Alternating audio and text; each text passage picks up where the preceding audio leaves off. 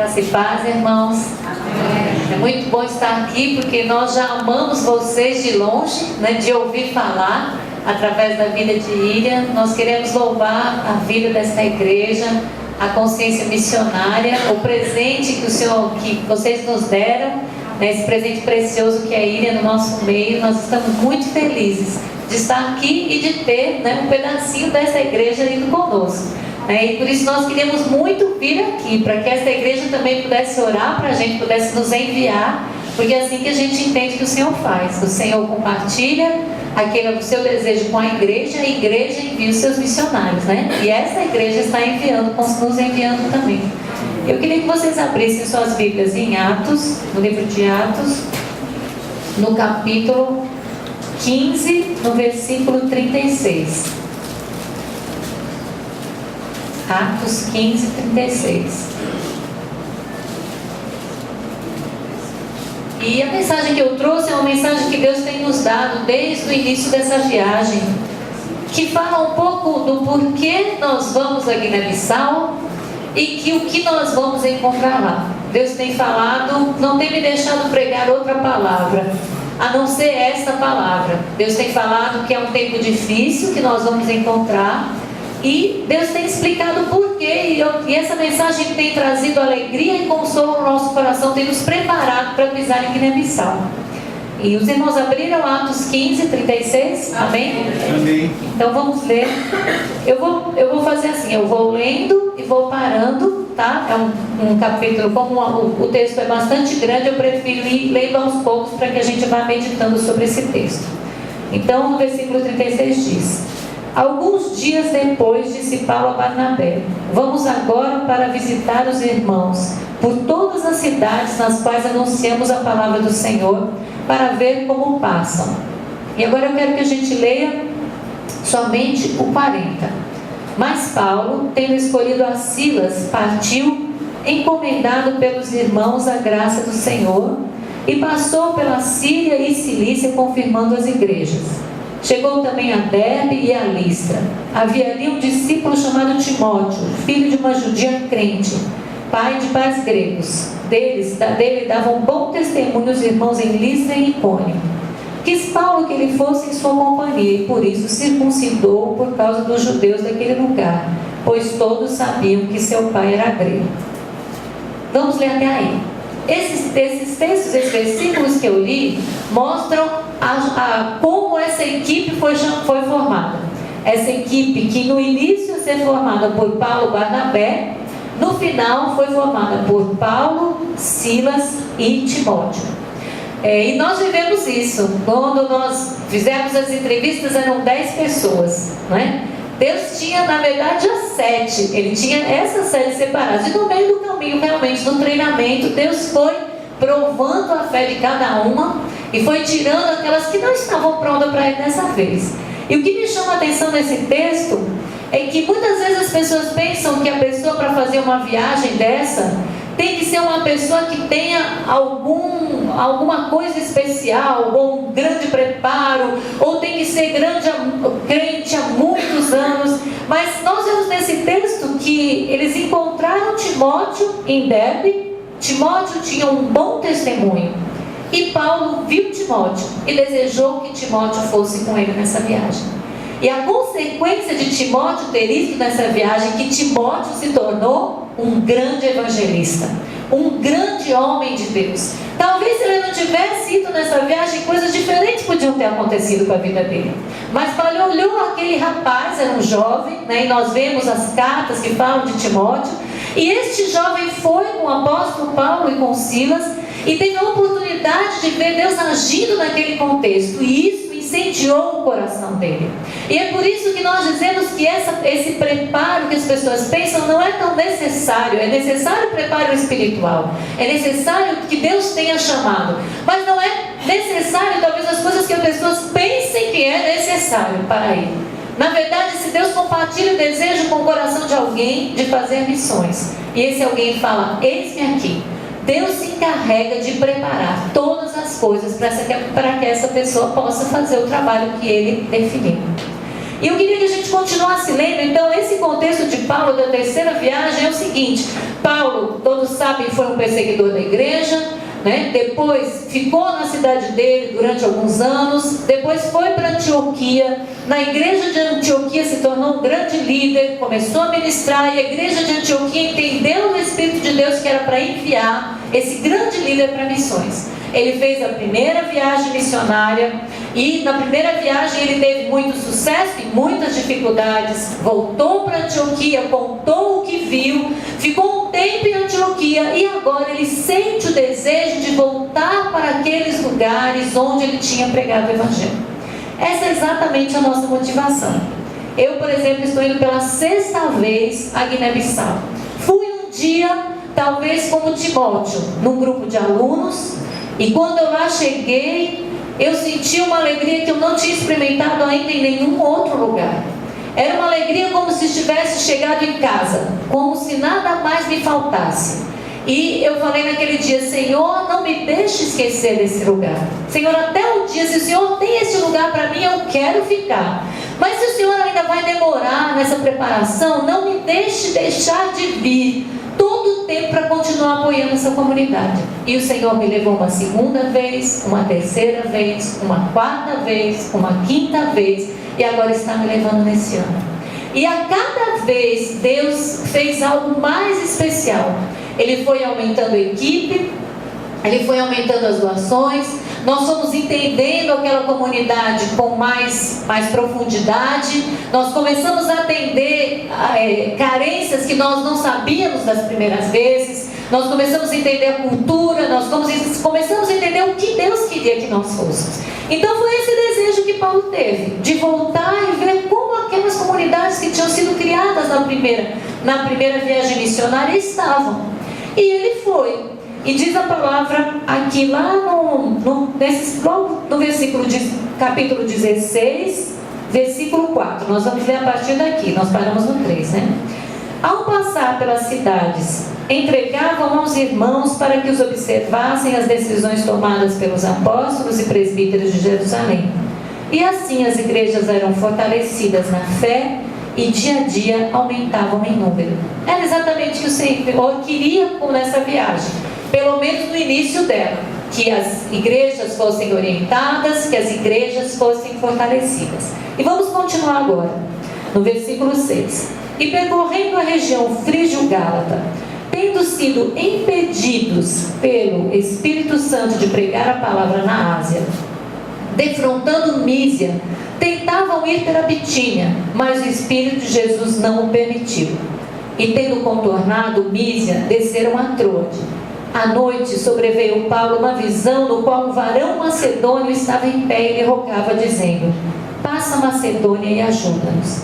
Assim que teve a visão, imediatamente procuramos partir para aquele destino, concluindo que Deus nos havia chamado para anunciar o Evangelho.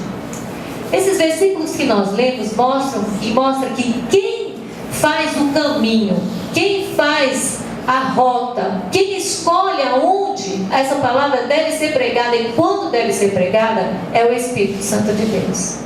E Paulo tinha um plano, começou nesse plano, o Espírito Santo então veio com clareza mostrar para Paulo o que ele desejava. Nós sempre falamos que nós temos um pré-plano, mas na verdade, quando chegamos em Guiné-Bissau, Deus muitas vezes muda os planos. Já teve uma vez que eu fui com tudo para ir para a ilha. Quando eu pisei naquele lugar, o governo proibiu de pegar o barco por causa das tempestades. E Deus usou a minha estada lá para apoiar um problema muito grave na casa de uma missionária. Deus realmente só me levou naquela vez para dar suporte a uma família de missionários que necessitava. Então nós temos o nosso pequeno programa, mas nós estamos como Paulo. Nós estamos com o nosso coração disponível para ir aonde o Senhor quer e como o Senhor quer. E eu chamo a atenção, porque isso não vale só para nós, mas vale para toda a igreja. Que quando Paulo entendeu a vontade do Senhor, diz no versículo 7, que assim que teve a visão, imediatamente procuramos partir para aquele destino, concluindo que Deus nos havia chamado para anunciar o Evangelho. Essa deve ser a disposição de todo crente. Na medida que você souber o que o Senhor quer que você faça, imediatamente você deve fazer. Você muitas vezes ele quer que você faça alguma coisa e não tem nenhum caminho para chegar lá. Mas nós sabemos na palavra de Deus que o rio Jordão estava cheio. E quando o povo de Deus colocou o pé, o rio baixou.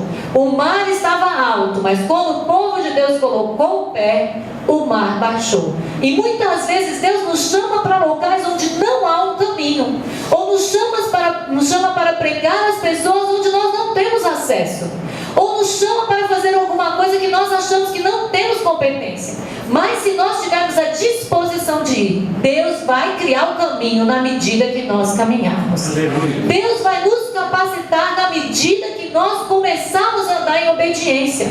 E isso é exatamente o que aconteceu com Paulo. Quando ele percebeu o que era que Deus queria, ele imediatamente mudou os seus planos. Muitas vezes nós temos experiências com Deus e nós achamos que daquela experiência nós às vezes até criamos um plano nosso, plano daquilo que nós gostaríamos. E muitas vezes Deus não tem aquele plano para a gente. E Deus não nos deixa ir, às vezes, por um caminho que nós achamos que temos que ir. Mas quando o nosso coração está livre, é fácil Deus trabalhar com a gente. Quando a gente tem um plano, mas a gente fala, mas Senhor, seja feita a tua vontade. Eu quero o teu querer ou não o meu. O Senhor tem liberdade para mudar. Ai, como é fácil. Então Ele nos pega como ovelhas mesmo. E como ovelhas nós podemos ser conduzidas pelo Senhor para a vontade dEle. Eu queria que a gente continuasse para ver o que acontece quando a gente faz a vontade de Deus. O que nós podemos esperar? E esse texto diz duas coisas que nós podemos esperar sobre a vontade de Deus, que sempre acontecem em uma medida ou outra. Então vamos continuar com o versículo 11. Tendo, pois, navegado de Troade, seguimos em diretura a Samotrácia, no dia seguinte a Neápolis e dali a Filipos, cidade da Macedônia, primeira do distrito e colônia. Nessa cidade permanecemos alguns dias. No sábado saímos da cidade para junto do rio, onde nos pareceu haver um lugar de oração. E assentando-nos falamos às mulheres que para ali tinham concorrido. Certa mulher chamada Lídia, da cidade de Tiatira, vendedora de púrpura, temente a Deus, nos escutava. O Senhor lhe abriu o coração para atender às coisas que Paulo dizia. E depois de ser batizada, ela e toda a sua casa nos rogou, dizendo: se julgares que eu sou fiel ao Senhor, entre em minha casa, e aí ficai. E nos constrangeu a isso. Ah, irmãos, como é bom ser obediente a Deus. Naquele lugar, Deus tinha tanto desejo, conhecia tanto desejo do coração de Lídia, já tinha preparado tudo para a conversão de Lídia e da sua família e da igreja que se criaria ali, a igreja de Filipos, onde nós sabemos depois por ler as cartas que foi uma igreja inclusive que ajudou Paulo. E Paulo vai para aquele lugar e Deus já tinha preparado o local, já tinha preparado a hora, e a palavra de Deus diz que o Senhor lhe abriu o coração para entender as coisas que Paulo dizia. Paulo, em outro texto, diz que ele não foi com palavras de sabedoria humana para que ele não fosse engrandecido, mas para que o Senhor fosse engrandecido, que ele foi com palavras de poder. Isso quer dizer que eu e você, aonde o Senhor nos mandar, nós não devemos ir baseado naquilo que nós conhecemos. Nós não devemos ir na confiança daquilo que nós sabemos, muito menos na nossa capacidade intelectual ou nossa capacidade de convencimento, porque eu e você jamais vamos poder convencer ninguém a abrir o seu coração para o Senhor. Mas pelo contrário, quando nós formos, nós podemos ir sabendo que não somos nada, mas quem é tudo e quem tem todo o poder é aquele que nos enviou. E do mesmo jeito que Deus fez com Paulo, abrindo o coração de Lídia, assim Ele vai fazer com os corações dos guineenses que vão estar lá e vão ouvir a palavra pregada por nós. Mas não só com os corações dos guineenses, assim Ele vai fazer no seu trabalho, onde você deve estar pregando a palavra de Deus. E Ele vai se encarregar de abrir o coração das pessoas. Amém. Ele vai fazer na sua casa, no seu prédio, com o seu vizinho. Ele vai fazer talvez quando você for à padaria e tratar a pessoa que lhe serve com carinho e começar uma amizade com essa pessoa, e um dia ele vai abrir a porta do coração dessa pessoa para que você compartilhe a palavra de Deus, e essa pessoa vai ser salva. As oportunidades de pregação estão em todos os lugares, não só em Guiné-Bissau. A palavra diz que nós devemos pregar em Jerusalém, em Judeia, em Samaria e até aos confins da terra. E nessa preparação da equipe eu falava assim: olha, se vocês não puderem pregar para a sua família, se vocês não puderem amar a sua família, se vocês não puderem ser misericordiosos com a sua família, vocês também não podem ir Guiné-Bissau. Se vocês não puderem pregar no lugar onde vocês estão, seja na faculdade, seja no trabalho, seja em qualquer for, vocês também não podem pregar em Guiné-Bissau. Mas se vocês forem e falarem do amor de Deus, confiantes que Deus há de abrir o coração deles, então vocês estão preparadas para pregar em qualquer lugar. Amém? Amém. Isso mostra que Paulo foi, Paulo obedeceu, e lá houve fruto. Mas a palavra não termina aí. Essa história não termina aí. Eu quero que a gente continue lendo então, no versículo 16. Aconteceu que, indo nós ao lugar de oração, nos saiu ao encontro uma jovem possessa de espírito adivinhador, o qual, adivinhando, dava grande lucro aos seus senhores. E seguindo a Paulo e a nós, clamava dizendo: estes homens são servos do Deus Altíssimo e vos anunciam o caminho da salvação. Isto se repetia por muitos dias. Então Paulo, já indignado, voltando-se, disse ao Espírito: em nome de Jesus Cristo eu te mando, retira-se. E ele na mesma hora saiu. Vendo seus senhores que se lhe desfizera a esperança do lucro, agarrando em Paulo e Silas, os arrastaram para a praça, à presença das autoridades. E levando-os aos pretores, disseram: estes homens, sendo judeus, perturbam a nossa cidade, propagando costumes que não podemos receber nem praticar, porque somos romanos. Levantou-se a multidão unida contra eles, e os pretores, rasgando-lhe as vestes, mandaram açoitá-los com varas. E depois de lhe darem muitos açoites, os lançaram no cárcere, ordenando ao carcereiro que os guardasse com toda a segurança. E se recebendo tal ordem, levou-os para o cárcere interior e lhes prendeu os pés no tronco. Nossa, mas como pode? Se foi Deus que enviou, como é que eles foram presos? Como é que eles foram acorrentados? Talvez se fosse eu e você, ia falar: eu não ouvi a voz de Deus direito, né? Se isso está acontecendo comigo, isso não vem de Deus. Mas a palavra nos mostra que muitas vezes, ao cumprir a vontade de Deus, nós encontramos grandes dificuldades.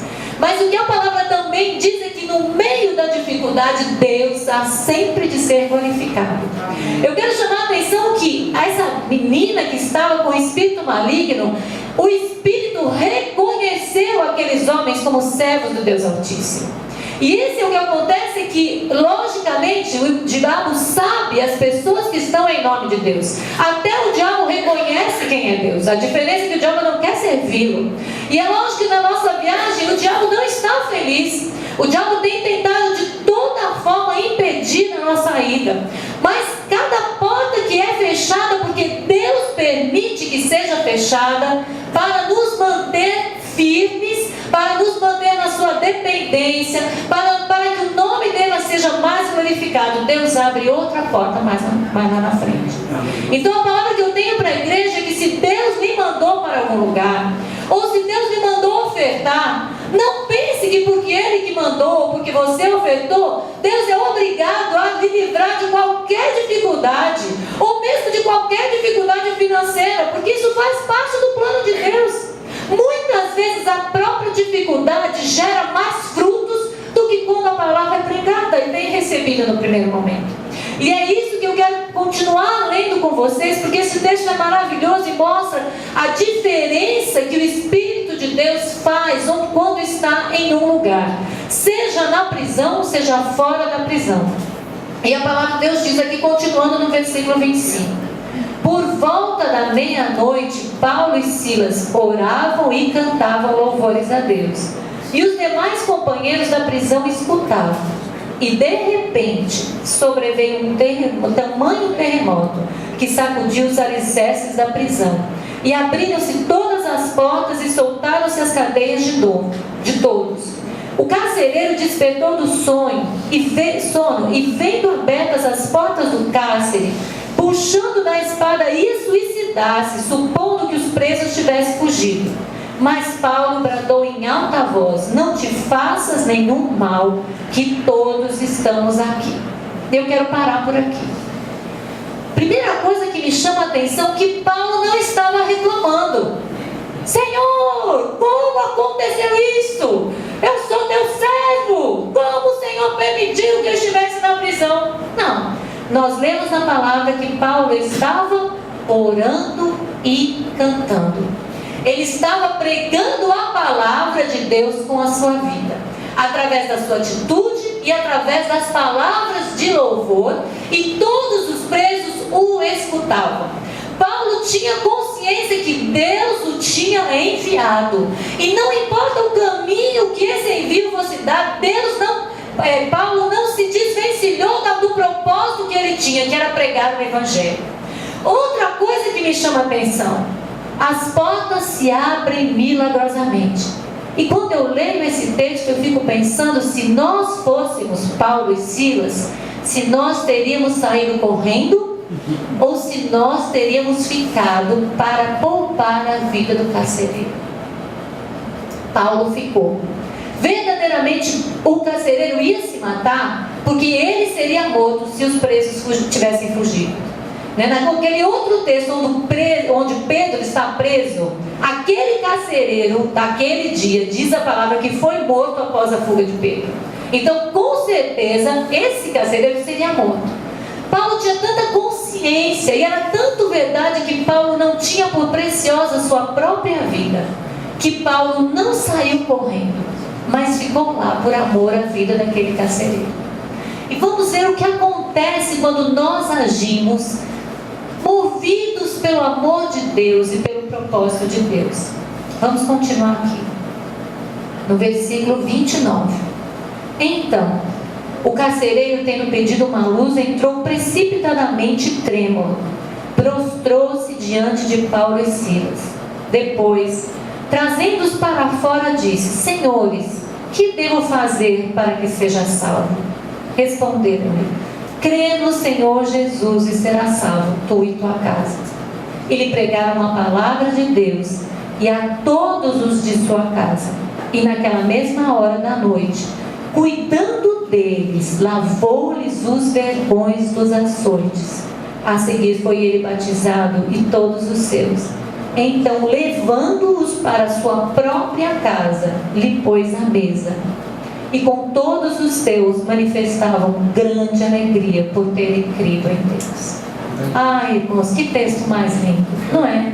O mesmo homem que tinha tanto medo de ser morto, a ponto de se suicidar, é o homem que agora que tem um encontro com Cristo, tem coragem de cuidar dos vergões de um preso, tem coragem de levá-lo para a sua própria casa, que obviamente não era permitido, não é?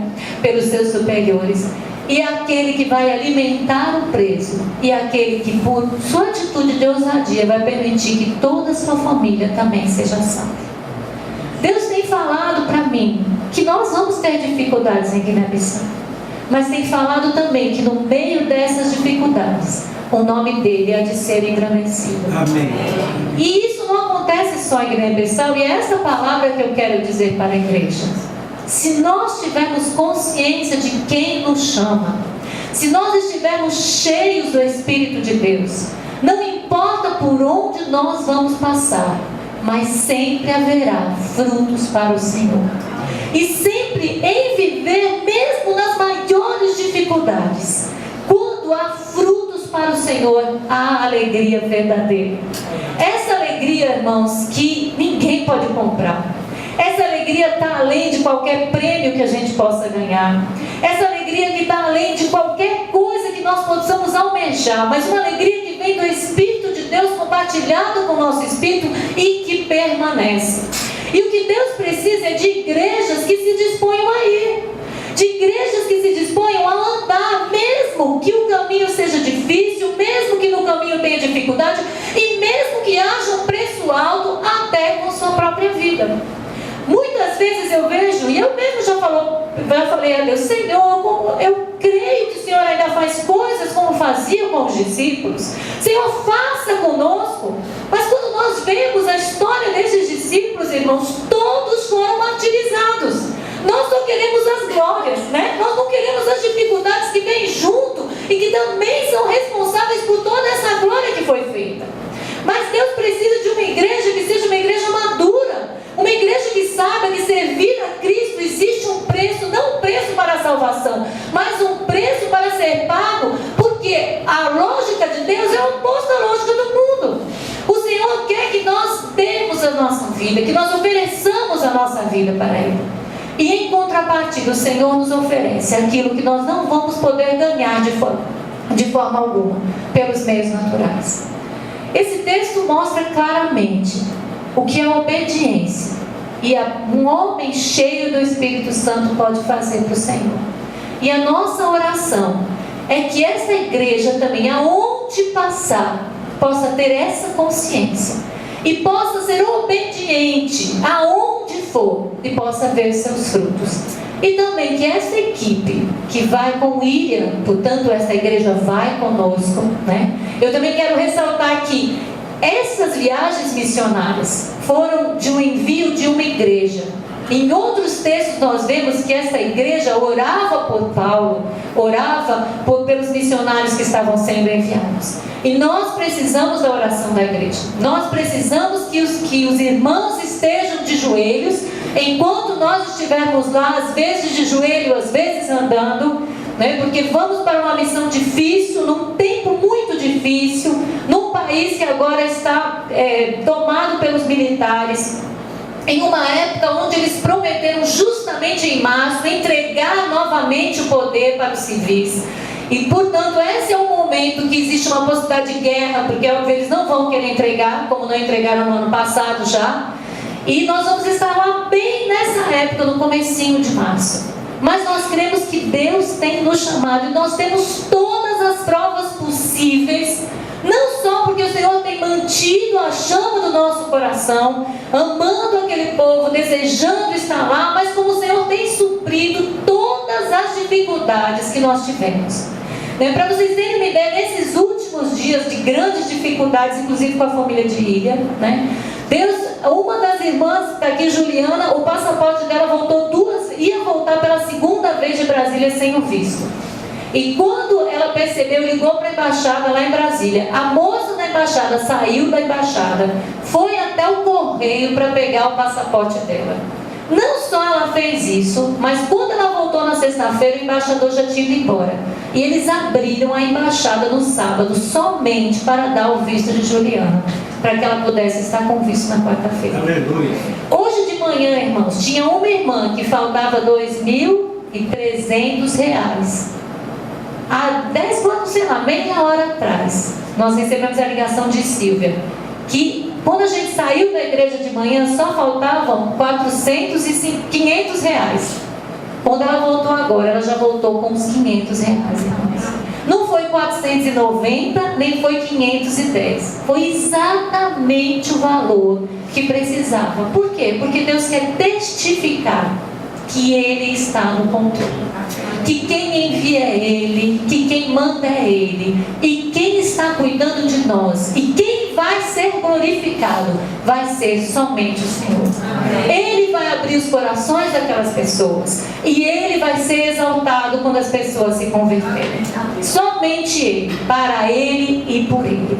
E esse texto mostra exatamente isso. Basta a disposição de ir, basta a disposição de obedecer, basta a disposição de conhecer quem é o Deus que nós servimos, e basta também entender que nós estamos numa guerra, não é? E no meio da guerra, irmãos, guerra nunca foi lugar para tomar sol e ficar tranquilo. Guerra é lugar de dificuldade, guerra é lugar de estar atento, guerra é lugar de uma provisão pequena, não de grande fartura. Nós estamos nessa guerra. Talvez a igreja brasileira não perceba muito bem isso, porque viva muito bem. Nós não sabemos se daqui a alguns anos nós também vamos ser perseguidos. Mas nós sabemos que 2/3 de todos os cristãos do mundo hoje são perseguidos. Embora isso não apareça na televisão para que os outros vejam. Enquanto nós estamos aqui tão bem, não é? Com o ar-condicionado, com a luz, com todos os confortos, cada um com a sua Bíblia, muitos tendo várias Bíblias em casa. Hoje, enquanto estamos aqui, tem cristãos que estão escondidos, estão com as suas Bíblias enterradas no quintal e vão lá à noite para ler a Bíblia escondida, porque senão vão ser mortos. Nós precisamos aproveitar, irmãos, esse tempo de fartura e de paz que vivemos, para pregar o Evangelho e conseguir ganhar as almas, as pessoas que carecem no nosso país, às vezes na nossa casa, às vezes do lado da nossa casa, às vezes até na própria família. E crendo que o mesmo Deus que salva as pessoas longe é o mesmo Deus que salva as pessoas que estão perto de nós. Que nós possamos ter essa compreensão que Deus é que abre o coração e que Deus tem os caminhos, os melhores caminhos para nós. Que nós possamos fazer como Paulo e imediatamente obedecer ao Senhor. Amém. Que Deus nos abençoe. Amém.